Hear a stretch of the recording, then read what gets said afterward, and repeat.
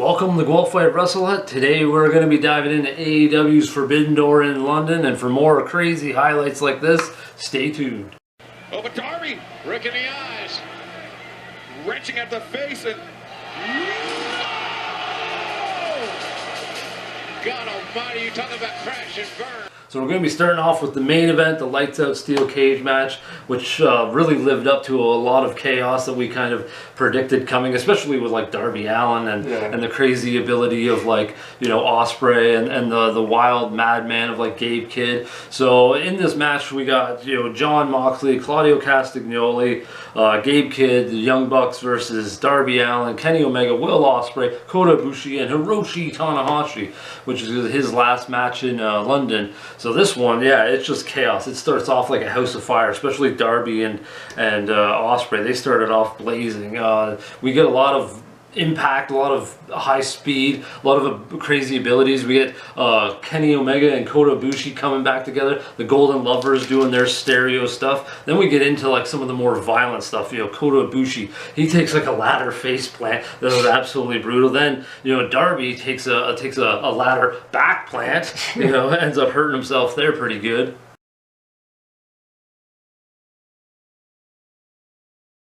Here it comes.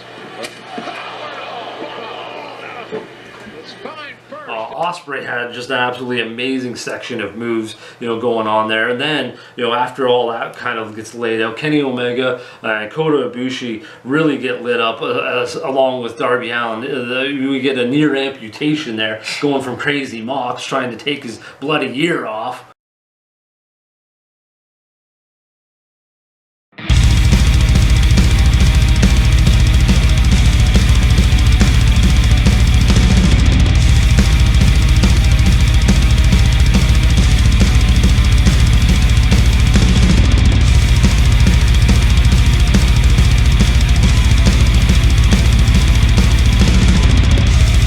Yeah, and then he like scoop slams them while he's like tied to the chair. Oh, Claudio. Yeah, Claudio's like, oh, Darby's like dying out there. And then in another spot where like they got the bag of tricks, the Young Bucks, they pull out the gummy bears, like, holy crap! And he goes to head her into the gummy bear.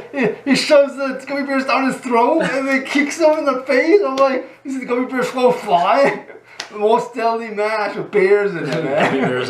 And then Ospreay, we catch him eating one of these. I was like, oh, that's good stuff. Career once and for all here.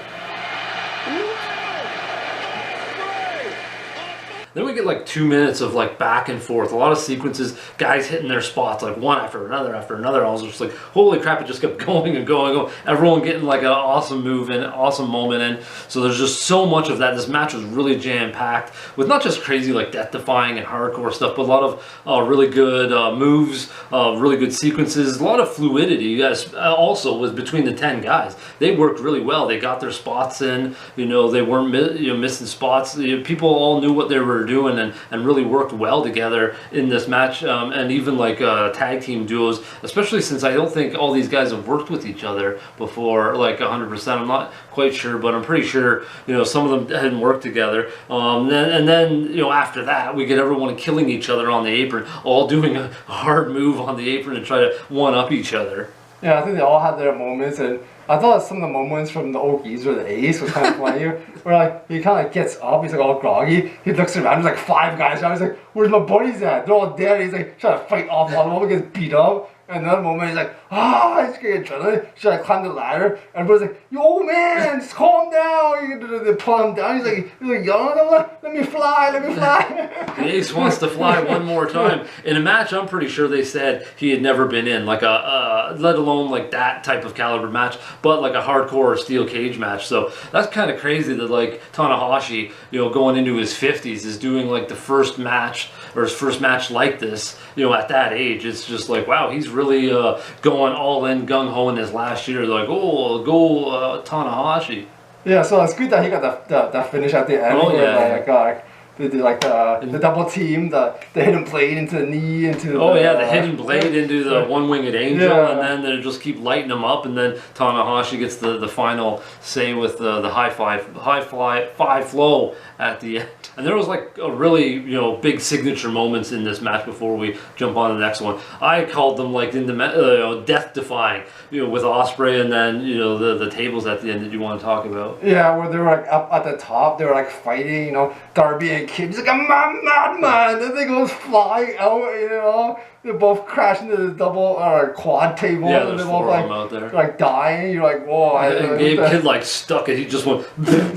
He went through them and just thudded. And I was like, oh crap! I thought at first like one of them was gonna go through, like Darby, because he always does those. But like I was like, Kid's up there. He's like, I'm a madman. And you're like, I think he's gonna take this risk. Yeah, and it's funny, like at the end, I was thinking, okay, Ospreay didn't take too much like neck damage, right? So I'm like, that's good. And then you see him like surrounded, and they're like, oh, he's taking a lot of neck damage now, like Death Rider, He's like, oh, my neck's broken now. It was like 4 or 5 in a row. After the match was won, they locked Ospreay in with the 5 of them, and they're all just killing him. I was like, and they locked out Marina. She climb over. I was like, but yeah, this was a wild and crazy match. But there was so many really good moments in there, as you can see from the highlights we put up. The next match we're going to talk about, well, I guess, no, you're going to talk about it because you actually said this while we were watching it. Hangman versus MJF. You said the last time this happened, I just passed it off to you and sat here with my arms crossed. And that's exactly what I'm going to fucking do now. This guy is not impressed, There was a couple of moments, but it was all Hangman. I was like, we were calling every single thing MJF was going to do. We're like, oh, this is going to happen next. And it happened. Then you're like, this is going to happen next. And it was like, man, it's just not as exciting and fun when you're calling every single spot. Yeah, it had some moments, but then some of it was just like, oh, it's a headlock. Oh, it's another submission. Oh, it's like very up and down. MJF's gonna grab the ref here. Always gonna bang Hangman here. He's gonna pull him into the ring post here. We're like, it was just. There's like some table spots where you got the dead eye onto the table, and then returning the tombstone on the table. The table didn't actually break, so Headman's head was like broke. Headman's head, right? Fucking eat that, Headman. It's funny when he spit on him and they give him the diamond ring. He's like, let's use it, punch me, get disqualified. Cowboy's like, I'm not going to punch you, but I'm gonna spit back at your face.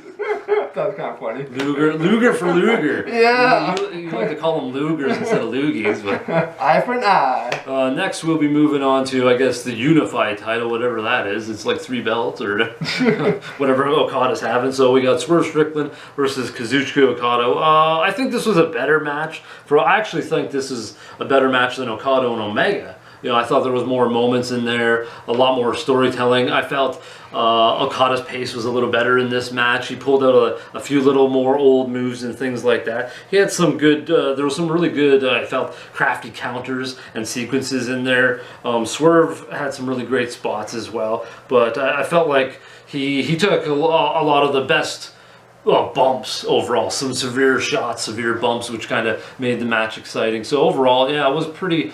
It was better than Omega and Swerve in my opinion, which is kind of hard to say, but that's my Yeah, Swerve took like a hard baseball slide. He's like boom. He's like, I don't know if he saw it coming. He's like, he's going to dive out and then got booed in the face. And then before that, he did like the handspring, but then kind of landed on his knee or whatever. He's sprained his knee or whatever. Yeah, he was able to I guess he was selling the injury, so we don't know if that was a slip or not. Yeah, we don't know. And it's funny, you kind of call Wardlow's gonna come out and But it was an accident. And the Wardlow actually came out. I was wouldn't it be cool if Wardlow came out and challenged? Because you were saying someone big needs to come out to uncrown Okada, and I was like, well, how about Wardlow? And then Wardlow comes out to beat up Swerve. I was like, you're sitting there like, what the hell is that, Wardlow? And I'm like, oh yeah, it is. You're like, what the?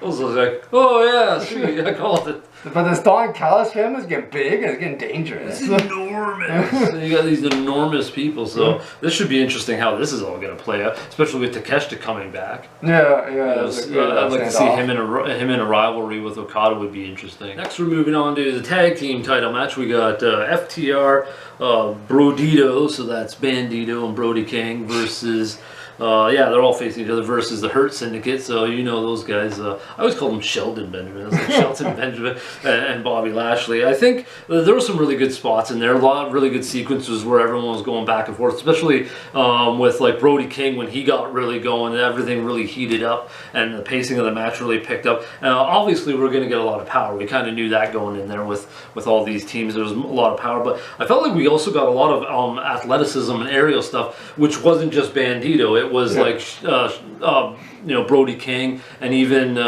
Cash Wheeler and Shelton Benjamin. So it was a really good mix of stuff. I actually think this is probably their Hurt Syndicate losing this, but I actually thought it was like one of their best tag team matches they've had. Yeah, I felt like they were probably gonna lose, and then like good that they have like all these teams around there just ganged up on them, just beat the crap out of them, like 2-on-1 kind of thing. Yeah, because they're so dominant. Yeah, right? Yeah, like you take out those two, you take out that guy, I'll take out these guys, you know, beat them up. And some funny moments, FTR is like, I'm not tagging you in. I don't want to fight the Hurt Syndicate, they'll beat us up. It's like, and then they're all beating up like Bandito, like the smallest guy. I was like, what the hell? It's funny that Ricochet and his gangs come out in hoods, you know, they're beating up the Hurt Syndicates, and then so obviously. So yeah, it'll be interesting to see how that turns into something. Are they going to be kind of aligned with MJF? Like, is that what it is to screw them over because MJF got booted out of the Hurt Syndicate? So it's there's a lot of like seeds being sprinkled in this pay-per-view. Yeah, and another thing that's funny was like Bandito, like he flipped so hard. I think you say like laying on his knee, and then, like he kind of fell off in the pin, so it's kind of weird, awkward. So then like I think Dash or Cash had to like slowly crawl. Yeah, slowly jump twice, kind of thing. Like, what am I supposed to do? He's like, oh crap, he fell out of the pin. He's like, well, I'll just slowly go now. Next, we're moving on to the IWGP Heavyweight title match between Nigel McGuinness and Zack Sabre Jr. I figured this is exactly what it was going to be, but I kind of liked that. This was something different tossed in there. This was a very New Japan type of match. It was a very Zack Sabre type of match. And you got kind of an old guard of like grappling and mat wrestling, the British catch can wrestling style. And then you got like the master, you know, the magician of like submissions, Zack Sabre Jr. He was getting a lot of praise from Bryan Danielson, which is good because finally people are understanding that Zack is easily the best technical wrestler and probably, I think, the best of all time because it's ridiculous. We've talked about how he's the man of like a million submissions and counters, and he counters everything somehow. He counters Mongolian chops, he counters clotheslines, everything. So I was like, this one was a little different. This one was more British style wrestling. With a lot of little tricks and holds and things in there. Not little tricks, holds, you know, a little bit of antagonism from Nigel McGuinness in there. Cheeky stuff kind of going on in this match. Yeah, Danielson also praised Nigel for like having a wicked lariat, or like kind of laughing like that's all I got is lariat, and then he kind of had like this like looked like he almost decapitated his head. It was a really hooking lariat. Yeah, right? Well he just like turned it around and he just like I'm just like that was a stiff ass lariat. I do like when you watch this match, you can see like Zack does so many of the little things, and same with Nigel. Like, you know, you can understand why that lariat was like that because it was hooking, and you can see like they were saying how he was taunting, but he was goading him in the way he was looking. I like the positions of where they were setting each other up. You could see that they were, you know, planning moves ahead of time, the way they were positioned and reacting to things in the ring. So I was like, there's a lot of little details and nuance. I could see why Danielson was getting so excited. He was like getting so into the match. I was like, oh, I can kind of see that. So yeah, well, I think it was a really good match overall, though. Yeah, I like they changed the pace. They did some submissions, and next thing you know, they're like going hard, like, you know, uppercut like crazy. And then next thing you know, Zack Sabre is like bleeding. He's got bloody nose, like, you bastard, you know, you're like busting my nose off. The cheekiness comes in. Yeah, there was all kinds of different variables that they still were able to pull off. I like that flash pin at the end too. It's like. Yeah, very New Japan. And then all of a sudden, it's over. You're like, oh, what the hell? Zack did that in G1 quite a few times. Yeah. Flash pins, all of a sudden the matches were over. Next, we're moving on to a really good match that we thought. Kyle Fletcher versus Hiromu Takahashi. The crazy man time bomb with like the zillion time bomb finishers for some reason. This match was really good, though. I like the pacing. It was really intense. And for a smaller guy, you feel like, oh, Kyle Fletcher was going to dominate. We were going to try to do, like, he was going to have power stuff, and Hiromu was going to have to move quickly. But no, we got a lot lot of like athleticism from Fletcher, which is, you know, there already, but we also got a lot of power from Hiromu. I felt like there was a lot, Kyle Fletcher had several massive moments, massive moves. He was like crippling Hiromu several times over, but you know, Hiromu wasn't to be outdone. He had a lot of power moves as well, and he was, you know, fairly fast, stiff overall, grueling match between the two of these guys.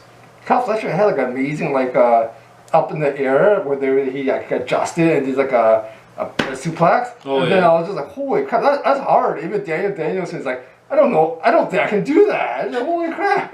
Hiromu has some good offense, you know, he had like a spike DDT that was just like fast and ripping, and then into like a power bomb from the outside, and like, you know, darn near broke his back. He's like, Fletcher's like, yeah. We got a highlight of that.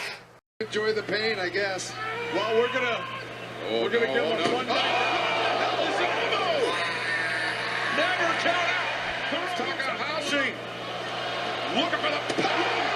And he finds it. That thought you heard was It's kind of cool to see Hiromu. He's like kind of smiling, like he's like, he's like twisted. He enjoys the pain. He enjoys the beating. I like the finish where like he's like running and smoking in the back of his head. Danielson's like going crazy into his finisher. So I'm like, you know, it was good times. Yeah, and I like that like Hiromu's kind of put that into his character to be like, okay, I'm a smaller guy facing all these heavyweights now. He did that in Japan when he was facing like Jeff Cobb and Shingo and all. I don't know if he faced Shingo, but anyways, he's facing all these bigger guys. So how can he compete? He should get annihilated. So he plays into this twisted character like he takes pain. So he's able to take these moves and dish out strikes, and he's able to take things and take strikes as well. So it kind of helps him play into the feasibility of like, this is possible because he's a lunatic, like, you know, Gabe Kidd. So instead of just being, well, he's completely dwarfed by these bigger guys. So I like that he's added this to his character. He's also a madman. He's a madman too.